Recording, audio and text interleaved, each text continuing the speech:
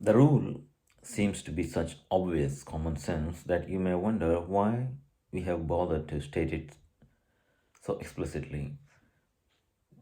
The rule seems to be so obvious you may wonder why we bother to state it explicitly. We have bothered to state it so explicitly. There are two reasons.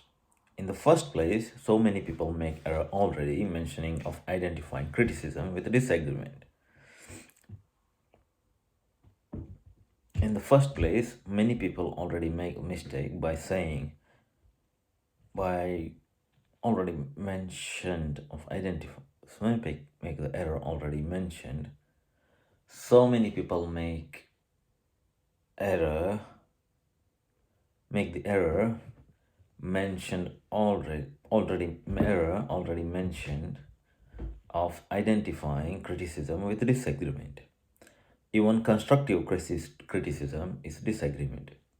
In the second place, though this rule seems obvious sound, though this rule sounds seems obviously sound, our experience has been that few people observe it. Our experience has been that few people observe it in practice. Like the rule, it elicits more lip services than intelligent obedience. Like golden rule, it elicit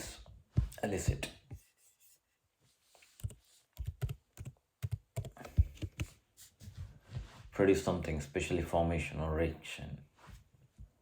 Elicit. Illicit. Elicit. Illicit. Elicit. It elicits more lip service than intelligent obedience. Elicit more lip service than intelligent obedience.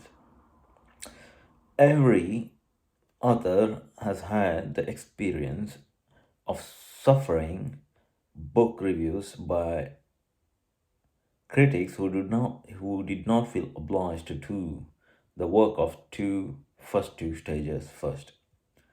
The critic too often thinks he does not have to be a reader as well as a judge. Every lecturer has also had experience of teaching, of having a critical question asked that were not based on any understanding of what he had said.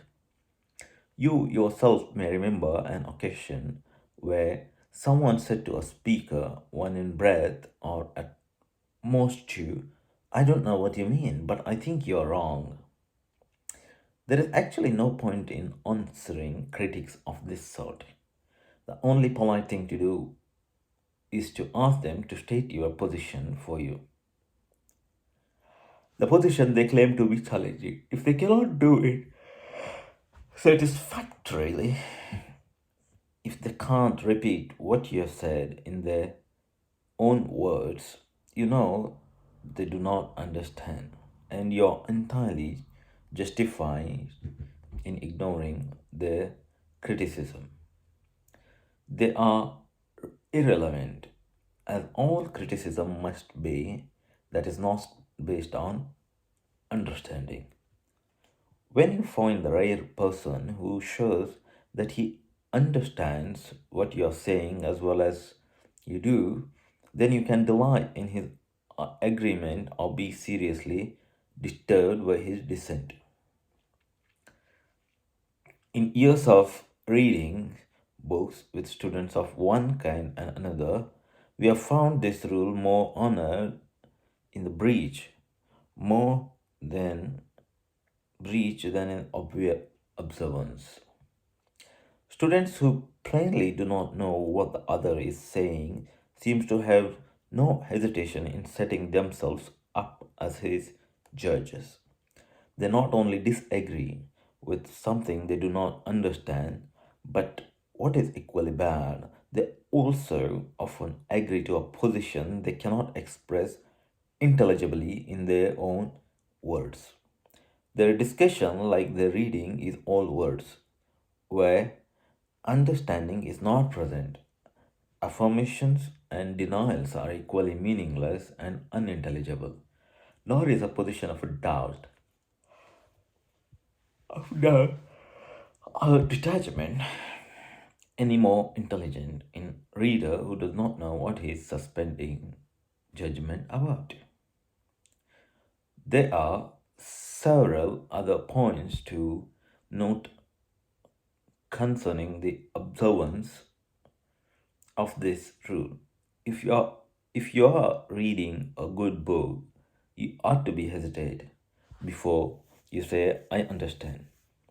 The presumption certainly is that you have a lot of work to do before you can make that declaration honestly and with assurance. You must, of course, be judge of yourself in this matter and makes the responsibility even more severe. To say I don't understand is, of course, also a critical judgment, but only after you've tried your hard. It reflect on the book rather than yourself. If you have done everything that can be expected of you and still do not understand, it may be because the book is unintelligible. The presumption, however, is in favor of the book, especially if it's a good one. In reading good books, failure to understand is usually the reader's fault. Hence, he is obliged to say with the task imposed by the first he is obliged to stay with the task imposed by the first two stages of analytical reading, a long time before entering the third. What you say, I don't understand. What's your tone of voice?